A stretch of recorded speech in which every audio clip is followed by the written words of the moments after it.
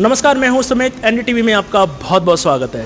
आज हमारे साथ में फिल्म मेकर विवेक अग्निहोत्री, जो कि film the vaccine war release होने के बाद भोपाल आए हुए हैं। चलिए हम आपको उनसे मिलवाते हैं। सर, बहुत बहुत शुक्रिया हमसे जुड़ने के लिए। Thank you very much. Sir, सबसे पहले तो मैं शुभकामनाएं देना चाहता हूं कि द कश्मीर फाइल ने 69 नेशनल अवार्ड जीता है।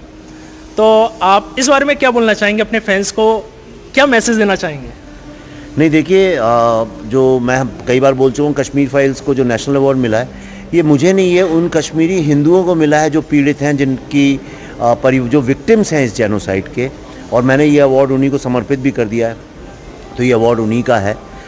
लेकिन अच्छा तो लगता ही है आपके काम को, और ख़ास तौर पे अगर भारत सरकार, जो सबसे सर्वोच्च अवार्ड है भारत का, वो आपको मिलता है, तो ये तो बहुत गर्व की बात है। द वैक्सीन वार रिलीज़ होने के बाद आप पहली बार आई थिंक भोपाल आए हैं, तो कैसे क्या रिव्यूज़, कैसे क्या मतलब रिस्पॉन्स मिल रहा है? देखिए, अभी जब मैं आपसे बात कर रहा हूँ, मेरी स्क्रीनिंग चल रही है, तो पहले ही सीन में तालियां बजने लगीं। और इसलिए नहीं कि मैं भोपाल का हूँ, इसलिए क्योंकि ये फिल्म ही ऐसी है कि आपको हंसाएगी, गुदगुदाएगी, रुलाएगी, कहीं पे आपको सोचने पे मजबूर करेगी, कहीं पे आपको कोई नई चीज़ बताएगी। लेकिन अंत जब होगा फिल्म का, तो आप गर्व से, आपका सीना चौड़ा होगा और आपको भारत पे गर्व होगा, और आप कहेंगे India can do it. The Kashmir file की स्क्रीनिंग के टाइम पल्लवी मैम आपके साथ में थी, पर आज वो आपके साथ में नहीं है, तो क्या उनके फैंस उनको मिस करें, ऐसा कुछ मैसेज आपके पास आया? भाई देखिए, हम लोग पिछले 60 दिन से लगातार पूरी दुनिया में अपनी फिल्म के साथ घूम रहे हैं। हम अलग तरह से मार्केट करते हैं, हमारे पास उतना पैसा नहीं है कि जैसा बॉलीवुड वाले करते हैं, तो हम अपनी फिल्म लोगों को दिखाते हैं।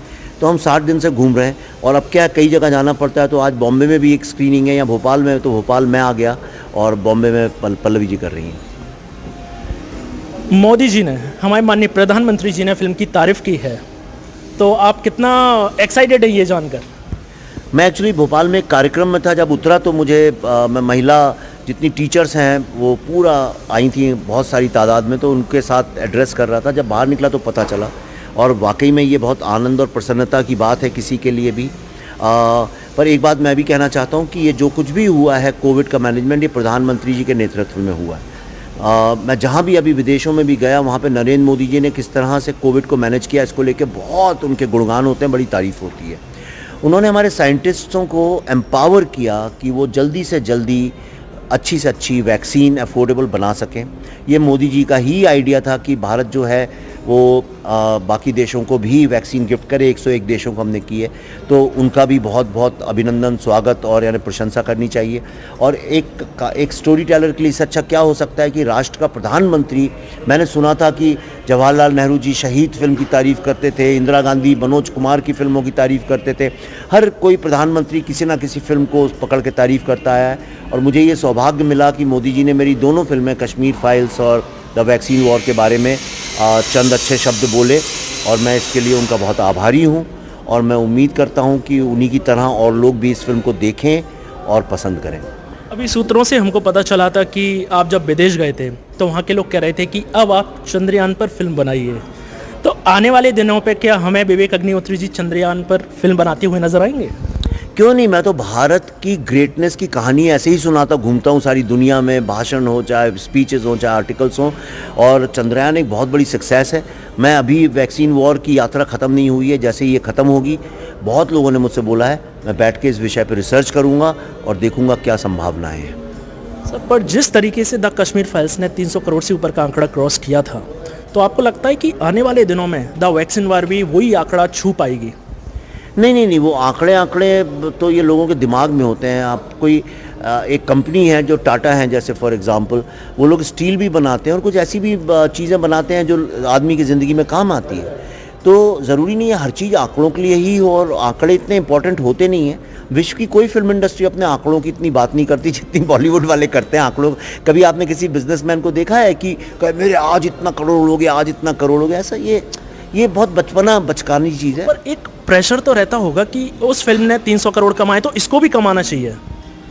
एक तो देखिए, अगर मुझे वो प्रेशर होता तो मैं कश्मीर फाइल 2 नहीं बनाता, मैं दिल्ली फाइल्स नहीं रिलीज़ कर देता सबसे पहले बना के। लेकिन वो प्रेशर हमारे पर है ही नहीं, और उसी प्रेशर से हटने के लिए मैंने वैक्सीन वार बनाई है। मैं बॉलीवुड का फिल्म मेकर नहीं हूँ, मैं अपनी इच्छा से अपने तरह की कहानियाँ बनाता हूँ, और मेरा मन ये हुआ कि ये कहानी मुझे बनानी चाहिए। क्योंकि जो कश्मीर फाइल से जो भी फ़ायदा हुआ, मैंने कहा उसका फ़ायदा उठा के इस फिल्म में लगाना चाहिए, इसी फिल्म को बनाना चाहिए, क्योंकि कोई ये बनाएगा नहीं, ये टिपिकल फिल्म है नहीं, लेकिन ये इतनी अद्भुत फिल्म है, इतनी अद्भुत फिल्म है, आप अगर इसको देखेंगे तो आप बहुत बहुत गौरवान्वित फील करेंगे, बहुत अच्छा लगेगा। देशभक्ति की, मेरे को लगता है इससे अच्छी मॉडर्न फिल्म बनाना असंभव है। मैं भी अगर दोबारा बनाना चाहूँ तो नहीं बना सकता। ज़्यादातर फिल्म मेकर्स खुद की फिल्म में एक्टिंग करते हुए भी नज़र आए, चाहे मैं अनुराग कश्यप की बात करूँ, बहुत सारे फिल्म मेकर्स हैं। तो कभी आपके मन में ये विचार तो आता होगा कि मुझे एक कैरेक्टर तो प्ले करना चाहिए मेरी फिल्म में? नहीं, कश्यप साहब बहुत होनहार हैं, मैं उतना होनहार नहीं हूँ। आप मेरी शक्ल देखिए, मैं आपको कहीं से एक्टर लगता हूँ? नहीं, मैं निर्देशक और शिक्षक ज़्यादा लगता हूँ। मैं पढ़ाना और कहानियाँ बाँचना, ये दो ही मेरे शौक़ हैं और उसी में खुश हूँ। और मैं चाहता भी नहीं हूँ कि मुझे कभी एक्टर बनना पड़े।